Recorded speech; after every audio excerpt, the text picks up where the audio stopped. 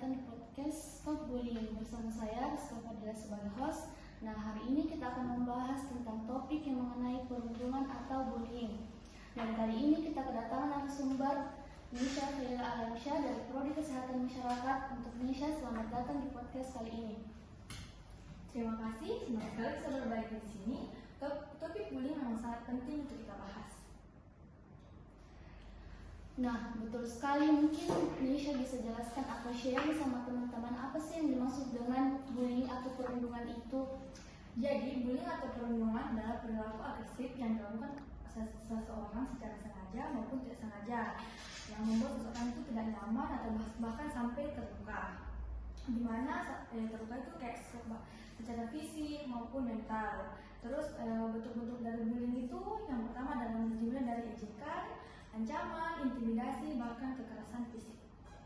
Wah, jadi bukan cuma fisik, tapi juga bisa dalam bentuk kata-kata ataupun tindakan yang lebih halus.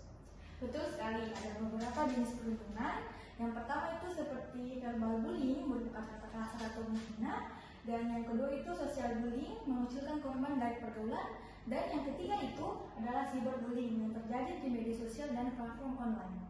Nah, berbicara tentang cyberbullying, ini kan makin sering terjadi di kalangan remaja. Menurut Nisha, apa sih yang menyebabkan seseorang melakukan perundungan itu? Bisa dari tekanan lingkungan, masalah pribadi yang tidak tersalurkan dengan baik, dan ada juga faktor sosial seperti pengaruh teman sebaya.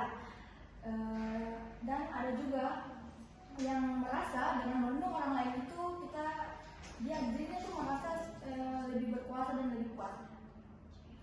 Nah, kalau begitu, apa dampak yang dirasakan korban perundungan dan seberapa serius efeknya? Dampaknya itu sangat serius ya, korban bisa merasa cemas, depresi, bahkan sampai kehilangan kepercayaan diri.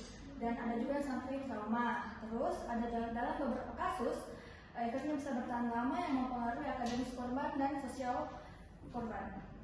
Terus ada juga kasus-kasus ekstrim di mana korban mengalami keinginan untuk bunuh diri.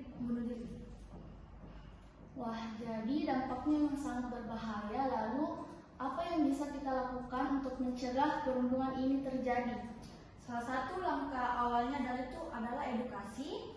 Penting bagi orang tua, guru, dan juga lingkungan sekitar untuk memberikan pemahaman mengenai dampak negatif perundungan. Selain itu penting juga untuk memberikan empati sejak dini sehingga anak-anak bisa belajar lebih menghargai perbedaan, dan jika melihat atau mengalami perundungan jangan takut untuk melapor.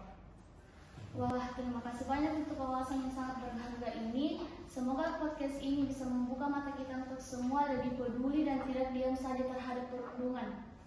Terima kasih juga Rizka, mari kita bersama-sama ciptakan lingkungan yang aman dan nyaman. Baik teman-teman, terima kasih sudah mendengarkan dan jangan lupa untuk share podcast ini agar semakin banyak yang sadar akan bahaya perundungan, dan sampai jumpa di podcast berikutnya.